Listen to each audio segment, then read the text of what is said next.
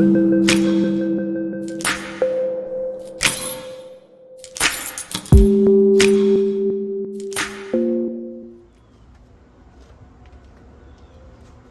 what's going on, guys? The FSH dude here, and on today's episode we're going to talk about doing a salt rinse. Now what this is an extra measure above and beyond your normal flushing of your engines. You're adding a concentrate to the water that runs through. It gets rid of salt deposits, and it also protects it from future salt deposits from forming. This is something you're going to do on an interval. It's not needed to be done every single time, as it does last, but you do need to be doing this if you are a saltwater boat owner. If you guys like this channel, please make sure that you hit that like button and subscribe for me. If you have any questions, put them down in the comments section. I try to answer everybody's as much as I can, and I hope you enjoy this video. Let's go.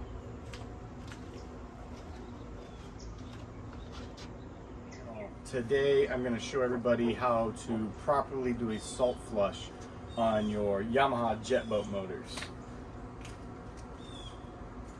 First, there's some products you're going to need to get.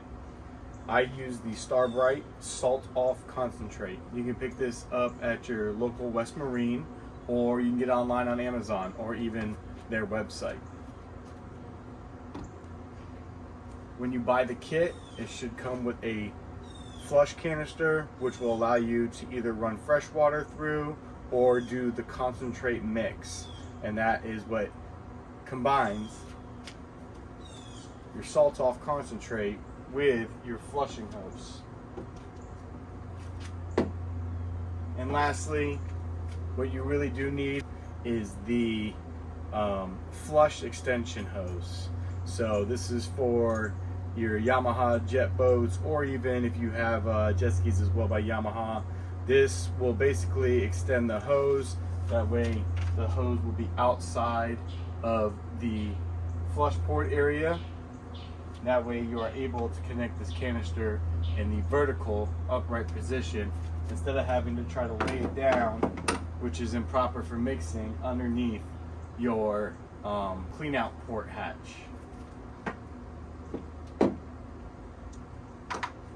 And then last but not least, I've already prepped the boat. The batteries are on, keys are in the ignition, safety kill switch is in place, and my hose is ready. So why don't I get started and show you how this is done.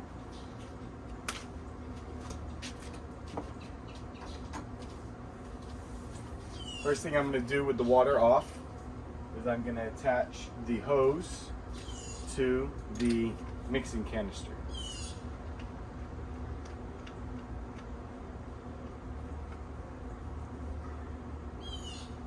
Alright, now that's on and tight.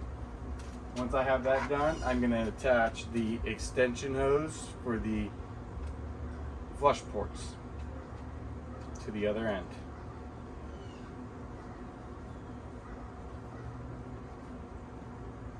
Now, if you ever have any issues with this and you're worried, obviously the fittings are only going to go one way, but you also have a flow direction arrows on top of this that lets you know that the flow of water is going to go this way and not this way, so you don't buy the wrong accessory and accidentally hook this thing up backwards.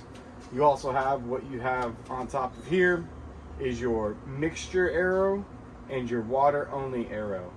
So when you want the mixture to pass through, you want the mixture arrow pointing with the flow of water. When you want water only, you have the water only pointing through, and that'll leave the mixing inside the canister. Okay. You also have your on-off valve over here that will allow water to pass through or not pass through, and I'll demonstrate that now.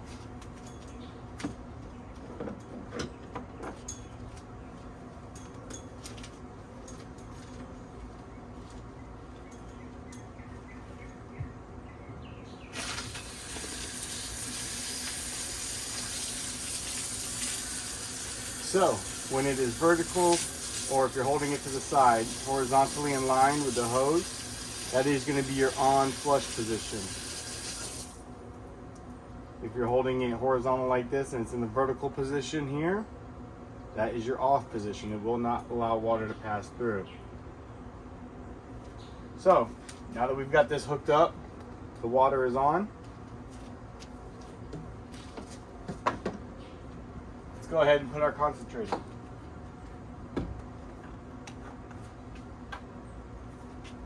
Now for a proper concentrated flush, you want to fill this canister to the top for each engine.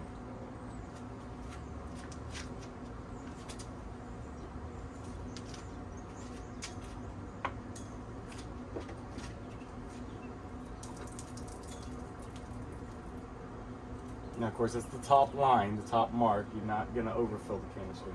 So that is a proper filled concentrate canister for one engine. So if you're doing this for a smaller Yamaha boat, this will do one engine. If you're doing a boat like mine that has the twin engines, you're going to need a canister for each side. So you're going to flush one side, stop, fill it back up, flush the other side. And I'll show you this process. What we're going to do is we're going to run this until this is absolutely clear with clean running water. Wait about 10-20 seconds after seeing it clean and flushing with regular water, and then you're done. You shut down like normal. And I'm going to run through this whole process with you. Open up your clean out port hatch, rear engine hatch, flush port hatch.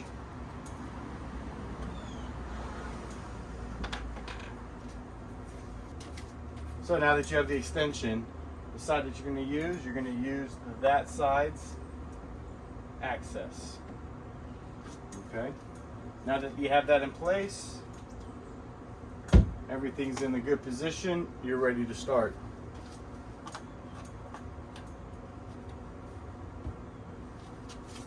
So let's get this started. The water is on right now, but it is in the off lock position. I'm going to go start my motor. Once the motor is started, I'm going to come down here, allow water only to flow while the engine is running, and then once I see that I have water coming out of my pissers and that I have good flow, only then, and out of the jet nozzle, only then will I add the mixture. You don't want to start adding a mixture if you're having an issue with clogging. So make sure you run some fresh water first. Once you know everything's running properly, then you come down here to the blue nozzle on top, and you're going to turn that to mixture.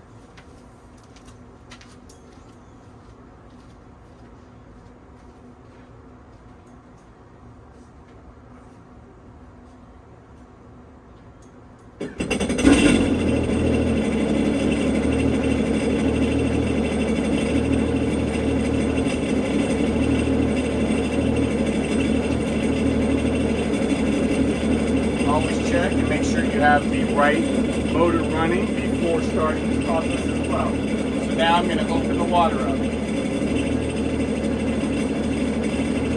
Now this is not being mixed right now. This is just water. You can see that no mixture is happening.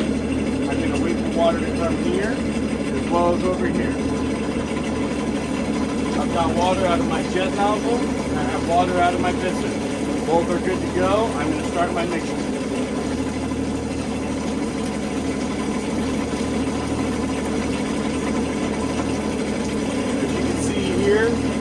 Try to get that mixture. You can see it moving around. You can see it aerating in that canister, and it's going to flow through. If you look down here, you can see the salt spray coming out of the jet nozzle.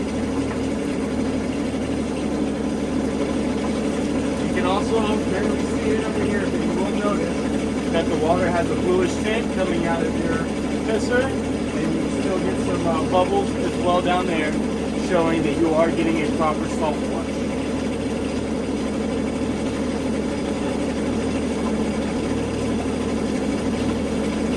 So let me run this out and we'll be right back.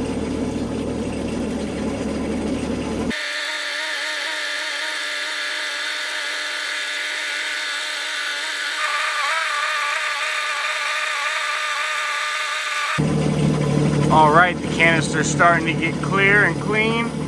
Gonna give it about another 30 seconds and then go ahead and let her shut down after we blow out any residual in the water box. All right, now we're going to shut down the water and then blow any residual out from inside the water box.